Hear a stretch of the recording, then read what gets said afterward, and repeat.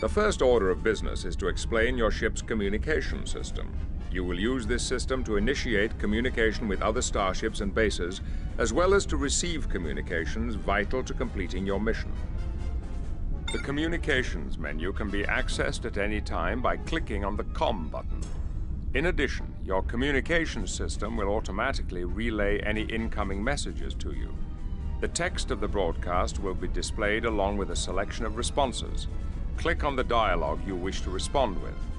The captain's log maintains a record of all broadcasts and responses made during your mission, so you may review them at any time.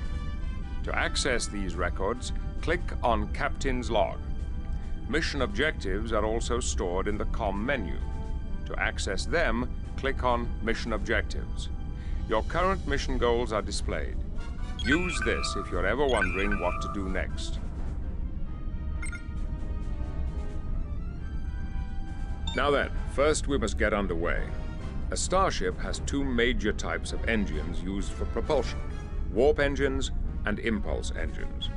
The warp drive is used for faster-than-light travel between the stars, and the impulse engines are used for sublight travel within a star system. The ship's sublight velocity is controlled by throttling the impulse engines using the slider at the bottom of your command display. Alternatively, the S key can be used to increase impulse velocity, and the A key can be used to decrease impulse velocity. Note that moving the slider to a position below 0 will set your ship to reverse. Set your ship for 1/4 impulse.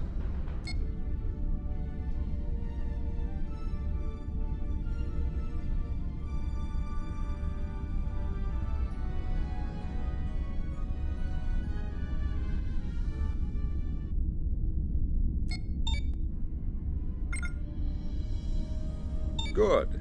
Now take her up to half impulse speed.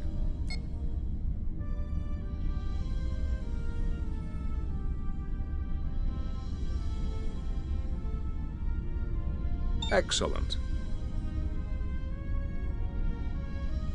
Every mission you will perform has a tactical boundary. This boundary appears as a solid line on the starfield and changes from green to red as your ship approaches. Crossing this line will warp your ship out of the system and end your mission. Be aware of this border and do not cross it unless you have achieved your mission goals or you are certain of defeat and are acting to save your crew and ship from certain destruction. Now that we are underway, we should set a course for the ship. Your command console is designed to take just a left or right mouse click to set a new heading. Click near your ship towards the heading you want your ship to take. Give a few course changes to your ship.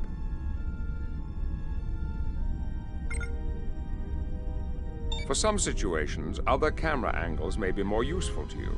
Press F1 to engage the overhead view. This will provide you with an overhead view of your ship and its surroundings, which you can zoom in and out with the plus and minus keys. This view allows you to plot courses to avoid obstacles and plan attacks. Press F3 to return to the standard view. Now, let's play a little game. To test your mastery of the helm, I will place a scattering of mines down for you to detonate by setting collision courses with them. See how many of the mines you can set off before I call time.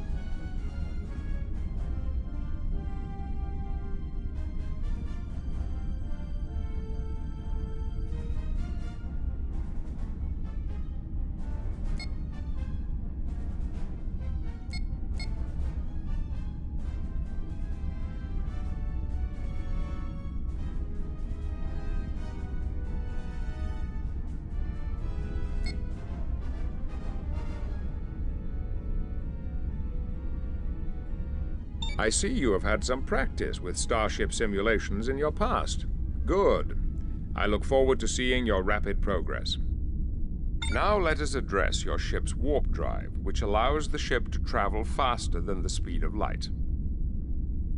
When you engage your warp drive, you increase your velocity substantially and may go from point A to point B in great haste.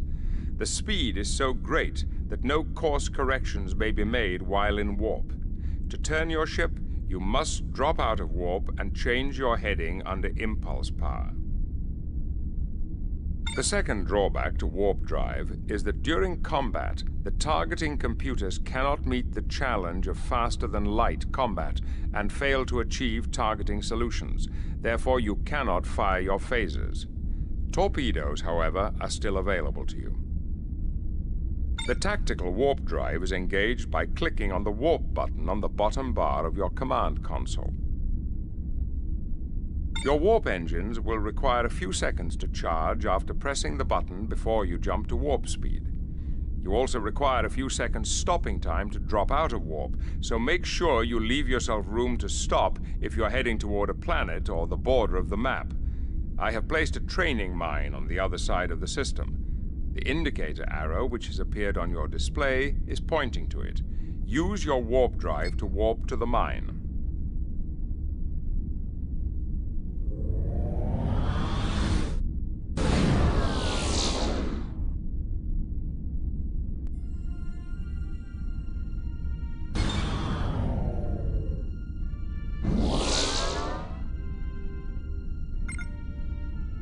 Well done. Your warp drive will require a cooldown period after each use, so you will be unable to achieve warp speeds for a short time after dropping out of warp.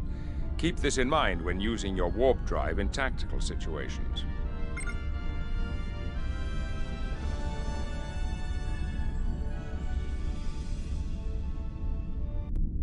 Very good. You now know the basics of starship helm control and are showing promise as a starship captain. Report back to me when you're ready for your next lesson, where we will explore your weapons system.